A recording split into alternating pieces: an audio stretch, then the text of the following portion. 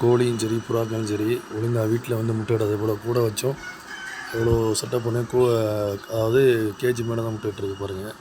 So அதோட video தான் நீங்கள் எடுத்துக்கிட்டு இருக்கீங்க. கோழியும் புறாக்களும் ஒன்றா தான் வளர்க்குறோம். இதெல்லாம் இதுக்கு முன்னாடி செட்டை பொறிச்ச குஞ்சுகளை பெருசாகிடுச்சு. அதான் சொல்லணும், எங்கள் வீட்டில் கோழி குண்டு புறா குண்டு எல்லாமே ஒன்றா தான் வளர்க்குறோம். ஆனால் இதுவுமே உள்ளே முட்டை விடாத மாதிரி வெளியில் போட்டுரும், இல்லாட்டி மேலே முட்டை விடும். சிலது டம்மி முட்டை நீங்கள் நினைக்கிற மாதிரி. தலைவன் தான் வேறு லெவலில் இருக்காப்புல போனால்.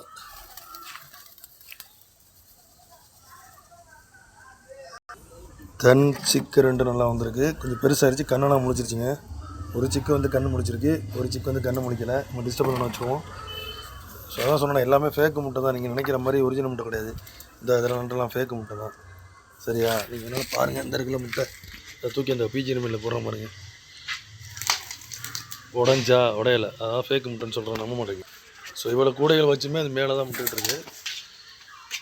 ஸோ இதில் நான் ஏற்கனவே சொன்ன மாதிரி இந்த முட்டையை பாருங்களேன், 2 முட்டை வந்து உடஞ்சிருக்கு. அது வந்து நான் வச்சுருக்கேன், பொறிக்கலான்னு தெரில, இனிமேல் தான் தெரியாது.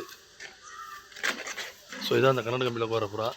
நான் ஒரு யூடியூப்பில் விட போட்டேனே, என்னது எல்லாம் இப்போ சீன்லாம் போடுவாப்புல, ரொம்ப சீன்லாம் போடுவாப்புல.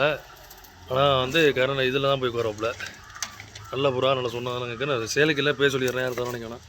இதுலேயும் பார்த்தீங்கன்னா ஒரு சிக்கு தான் பிடிச்சிருக்கு. நல்லா கொஞ்சம் சிக்கு கொஞ்சம் பெருசாக இருக்குன்னு நினச்சிருக்கேன். ஓகேங்களா? அது கொஞ்சம் முடியாமல் இருக்குது, என்னென்னு தெரியல. இந்த புறா கொஞ்சம் ஒன்றும் டல்லாகவே முடியாமல் இருக்குது. ஸோ அது வந்து முட்டைக்கு விரட்டிக்கிட்டு இருக்கு அந்த ஃபீமேல், தெரியுதா?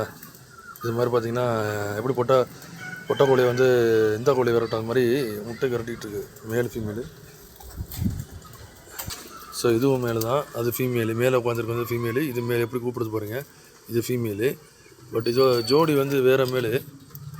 அது என்னென்னே தெரில, அதில் உட்கார மாட்டேங்குது. ஸோ இப்போ நான் வந்து 2 ஃபேக்கு முட்டை எடுத்து இதில் வச்சுட்டேன்.